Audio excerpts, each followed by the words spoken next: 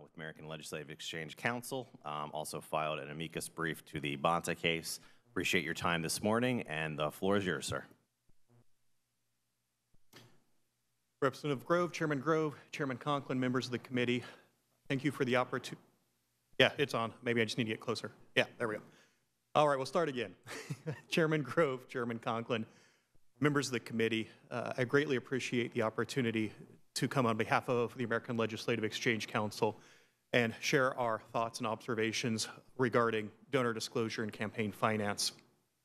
I will hopefully briefly summarize the written testimony I submitted earlier, but as a former practicing lawyer, to say summarize and brief often do not work together. There are paradigms that lawyers don't understand, but we will do our best. I also know that it is good to kind of outline what I would like to say before I say it, and then to say it, and then to remind you what I said when I am done. Good keys of public speaking. So with that, the introduction, would really like to kind of discuss the difference between campaign finance and donor disclosure, where the line is, what it means, and especially what it means for state legislators. And then I would kind of like to move from the esoteric to the practical, what this actually means for organizations like ALEC, and nonprofits on all sides of the political spectrum. But before I begin, there's really three themes that I like to weave throughout the testimony. The first is that privacy is for people, transparency is for the government. The second is that compelled disclosure, especially compelled disclosure in a non-election setting, compelled disclosure harms society by chilling speech and public participation in civil discourse. And third, that protecting donor disclosure, protecting donor privacy, protects individuals on all sides of the political spectrum.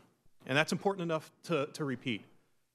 Donor privacy protects individuals on all sides of the political spectrum. So donor disclosure and campaign finance. What's the difference? Where's the line? Well, I have read through a number of the testimonies submitted in writing, and I think a lot of them nail it. It's within an election setting. So state law requires disclosure, requires reports when speech seeks to influence the outcome of an election. And Pennsylvania law further clarifies that an election is any retention, primary, special, general, or municipal election where candidates appear on the ballot for nomination or election. So when we're looking at campaign finance, we are specifically referring to speech regarding the election of or opposition to candidates, particularly. When we're referring to donor disclosure, we're referring to speech that is outside of an election setting, whether that's educational, such as testimony like this, whether it is issue advocacy, whether it is religious or cultural, promoting religious or cultural values. The court in AFP versus Bonta kind of drew that similar line. And when it comes to campaign finance, states have a little more leeway to compel disclosure, particularly, again, when seeking to influence the outcome of an election. When you're talking about donor privacy, you're really talking about the First Amendment to the United States Constitution. And of course, Pennsylvania also has a very robust free speech in Article 1, Section 7 of the Pennsylvania Constitution. The Pennsylvania Supreme Court generally interprets and applies Article 1, Section 7 in the same way and consistent with Supreme Court jurisprudence on the First Amendment. When you're looking at what type of standard the courts will apply when evaluating campaign disclosure, they will apply a standard called exacting scrutiny. Now, as a quick aside for any non-lawyers in the room or not familiar, there's 4 levels of scrutiny the federal courts will apply: rational basis, intermediate, exacting scrutiny, and strict scrutiny. Strict scrutiny being, well, of course, the most strict by its name, and exacting scrutiny being just underneath. And exacting scrutiny requires a government to narrowly tailor a law or regulation to achieve a significant government interest. In the context of compelled disclosure, This means that any compelled disclosure regime must be narrowly tailored and must connect the dot between the tailoring and the government interest that it seeks to achieve.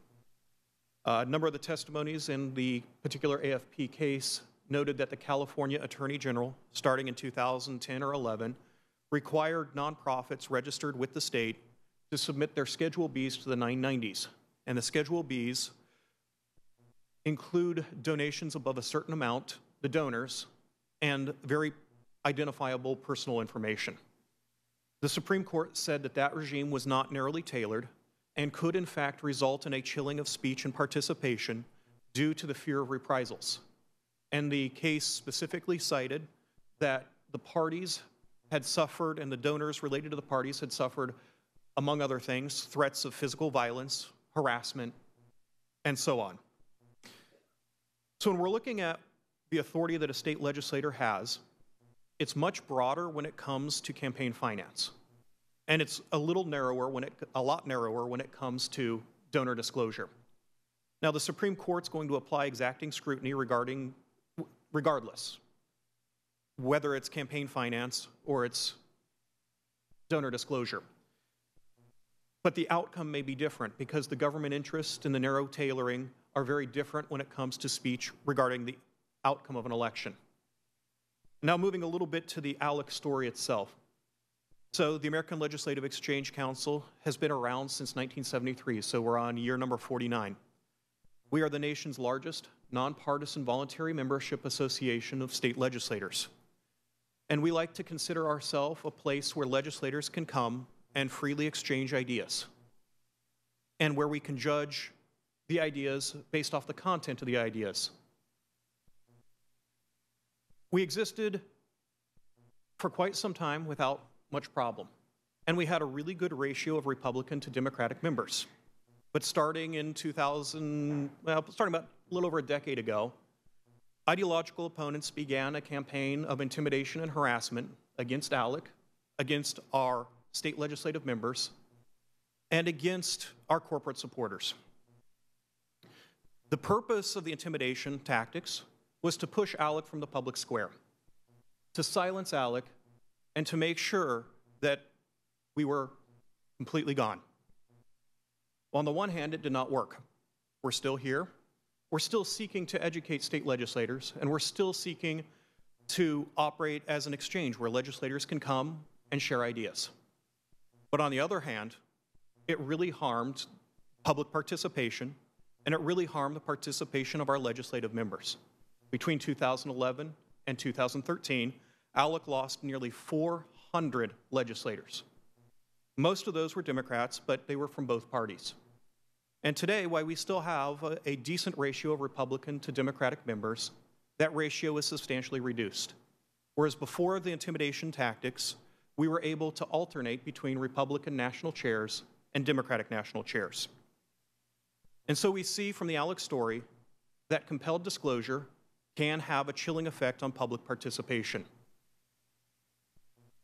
We see that donor privacy is important and a critical aspect for state governments to protect.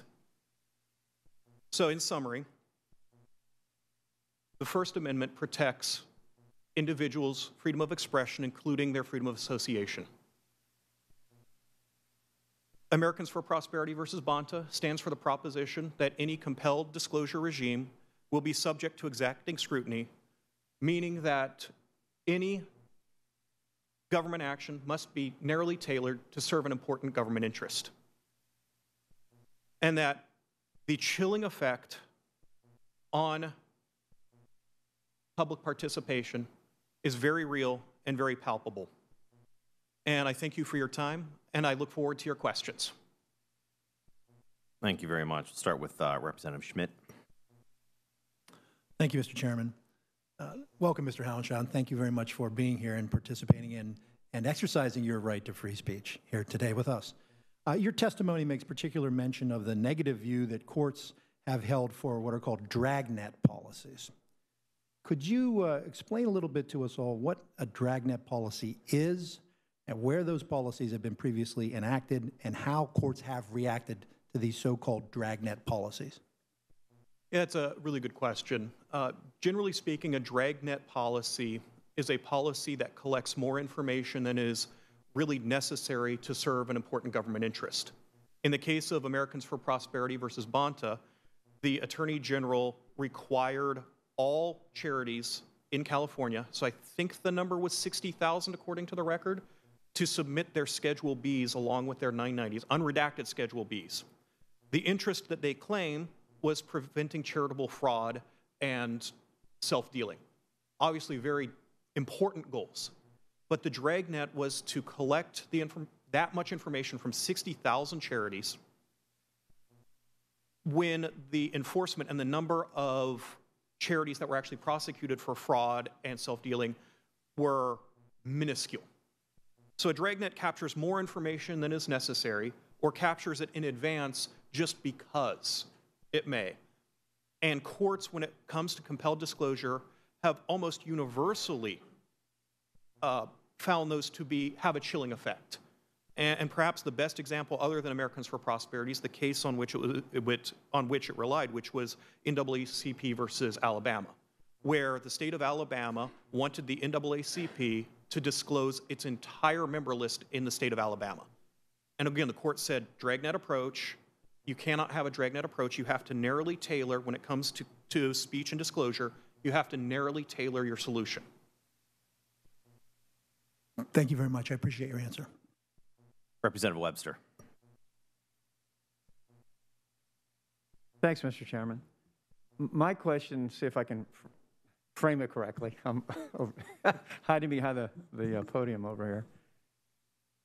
When we were talking about the exacting and strict scrutiny of what impacts an election, has there been court cases or maybe just legal opinions around when certain nonprofits are engaged, and maybe you could look at their expenditures and you find out, while it appears to be an educational statement, it seems to occur, 30 days before an election, or, for us, we have a blackout period where we're even though we might be speaking on a policy issue, it appears to be a campaign or an election discussion. And do those same kind of things apply when, or how you would view that in the case of the nonprofits themselves, who may have, large donors over time, but it's applied in very specifically in timeframes? Yeah, again, a good question. Regardless of whether it's campaign finance or donor disclosure, the court's going to apply exacting scrutiny. It still have to be narrowly tailored to serve an important government interest.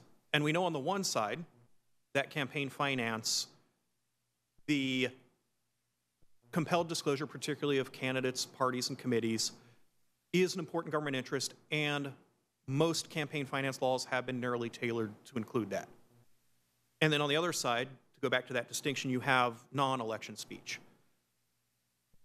And the compelled disclosure, again, is going to be subject to exacting scrutiny, but the legislative prerogative is going to be a little bit narrowed. That is not to say you cannot narrowly tailor a disclosure regime.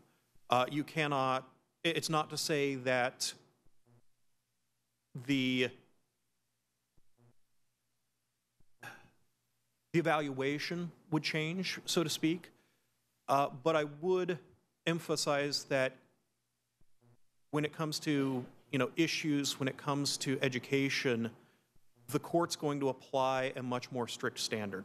And if you're interested in reading, it's kind of like the difference between the original cases, Buckley v. Vallejo, on which a lot of this is based, and then NAACP and AFP versus Bonta.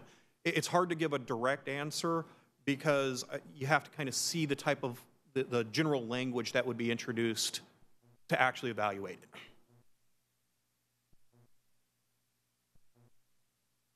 Representative Wieland. Thank you, sir, for testifying today. Appreciate the information that you brought forward. Two-part question, and some of this you hit on in your opening statement, but you noted the twin dangers of policy failing to be narrowly tailored. or having a chilling effect. How do each of these standards interact with one another? And more importantly, can you provide an example of a disclosure requirement that you view as both sufficiently narrowly tailored, and avoiding any chilling effect? Yeah, again, a really good question. You know, when you're looking at the test, the way courts tend to evaluate these is to examine the individual parts. They're going to ask, is the law narrowly tailored? And then, does it seek to achieve an important government interest? And often the first examination is going to be, is this an important government interest? So in the case of AFP versus Bonta, the government's stated interest in protecting against charitable fraud and self-dealing is a very important government interest. The problem was the connection between the narrow tailoring and this. The narrow, for the dragnet, for asking for donors in advance, was not a narrow tailoring. Where, hypothetically speaking, I could see a donor disclosure aspect passing muster would be an instance where the state successfully prosecutes a specific charity for fraud. And they want to let the donors to that charity know that there's been a conviction after a court proceeding on fraud, that they could then compel disclosure of the donors after a guilty plea or a guilty verdict. So that would be, you know, if the state decides to have that, that could be an option. Thank you. Representative Diamond. Thank you, Mr. Chairman. Thank you, sir, for your testimony. I read twice last night before we came. I read your testimony. I just find this quite frankly, the different levels of scrutiny that the courts apply to be fascinating as a non-lawyer. So I did want to ask, turn to you that portion of the exacting scrutiny standard that you referenced. What do courts seem to tolerate as a sufficiently compelling governmental interest? I mean, your description of the background at Bonta seemed to focus on the mismatch between the government's stated interest and its policy to achieve that interest. But more generally, what types of governmental interests have courts seen to be compelling in this context? That's a really good question because I actually looked at both Americans for Prosperity as well as the NAACP versus Alabama. And there's a tactic lawyers can use when they're researching called shepherdizing. And shepherdizing means to look at every single time that that case has been cited. And I don't really have a good answer for you. Yeah. Because generally speaking, the problem is between the narrow tailoring and the government interest. It almost seems that courts are willing to say, for example, again, going back to the Americans for Prosperity, that preventing charitable fraud and self-dealing is an important interest. The exception may be NAACP versus Alabama, where they said Alabama doesn't have an important government interest knowing the members of the NAACP. Yeah. So if I could just follow up on that, I mean, in a compelling governmental interest, are the rights of protecting the rights of individuals part of a compelling governmental interest? I mean, we think of governmental interest of, oh, okay, government's running elections, government's regulating what candidates can do, but is, you know, just basic individual rights, First Amendment rights, the right of free association, I mean, is that a compelling governmental interest as well?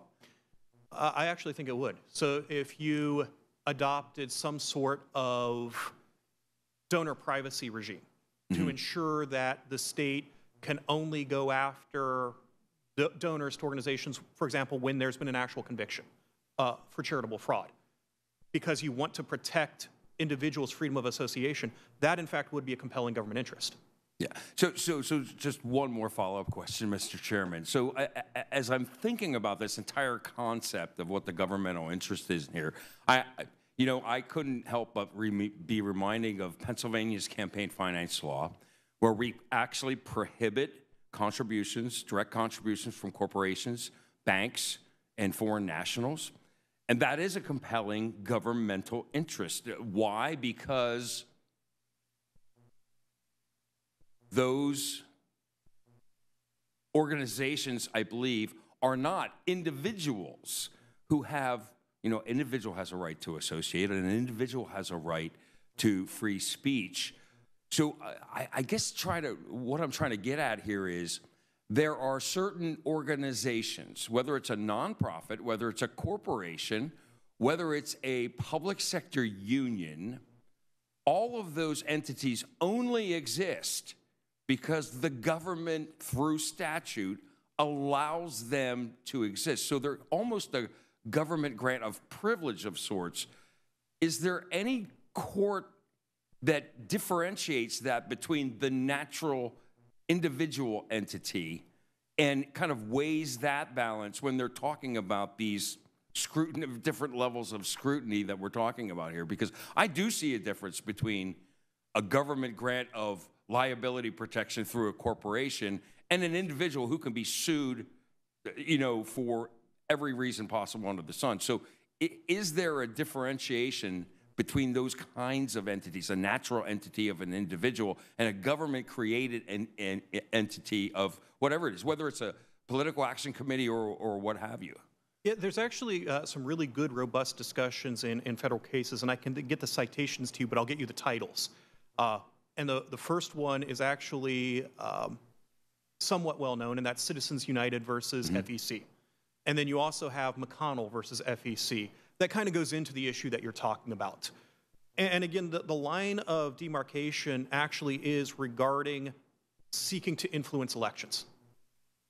So when we're talking donor privacy versus campaign finance, you're looking at whether they're trying to influence the outcome of an election.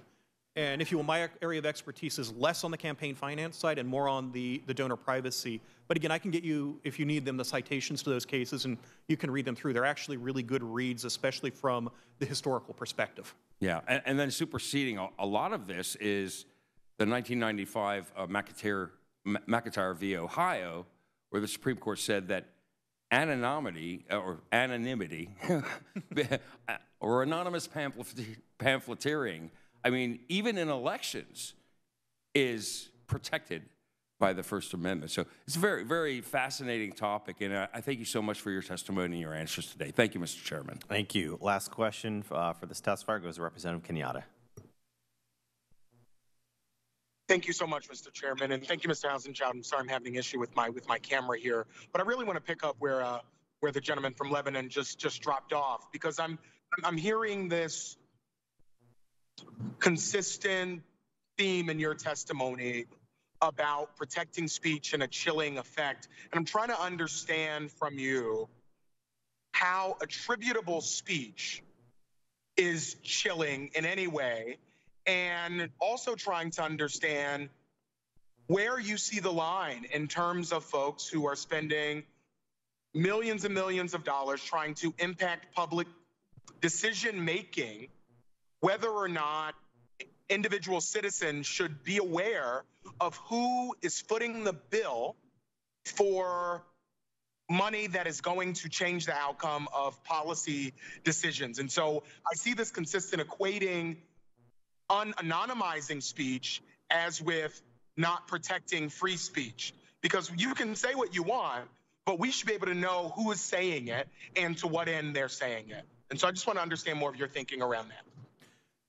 Yeah, and a great question, and I think you're introducing kind of a third concept there. So let's start with the basic concept, and again, to reiterate the testimony, when it comes to donor disclosure and when it comes to campaign finance, the line is seeking to influence the outcome of an election, not seeking to educate on issues of policy. The third one that you're kind of introducing that was really outside this testimony, in which there are different disclosure regimes, happens when you are advocating for or against the passage or defeat of a specific bill. So that would be, you know, coming alongside saying we support or we oppose HB 123. That's a lobbying expense, and there are different reporting requirements that the state has for disclosing interests. And again, that's outside this testimony, that's outside my expertise area, and that you know, the state has set that out. Where the First Amendment exists to protect, it protects both individuals and associations. It protects the right of the individual to speak and even speak anonymously, and the right of the association to protect its members and its supporters. And in that respect, it is to protect the anonymity. And one of my favorite things, and was kind of mentioned, there is a long history of anonymous speech in the United States, and that does not necessarily mean it's hidden from public view. And that starts with one of my favorite pamphlets, which was Common Sense. We now know that Thomas Paine wrote it, but at the time he wrote it and published it, he did it anonymously. Or another one of my favorites, the Federalist Papers during the ratification debates. John Jay, Alexander Hamilton, and James Madison published them under a pseudonym, Publius. We have a very rich tradition in this country of anonymous speech on issues critical. And again, just to conclude, this is so important that it is an issue that crosses party lines. When we filed an amicus brief, we were not the only ones to file in support of Americans for Prosperity. We were also joined by amicus briefs from the ACLU, from the Human Rights Campaign, from the Electronic Frontier Foundation. The protections that exist in the First Amendment protect organizations like AFP, like ALEC, and also protect organizations like Planned Parenthood, the Sierra Club, Keystone Progress, or Pennsylvania's United.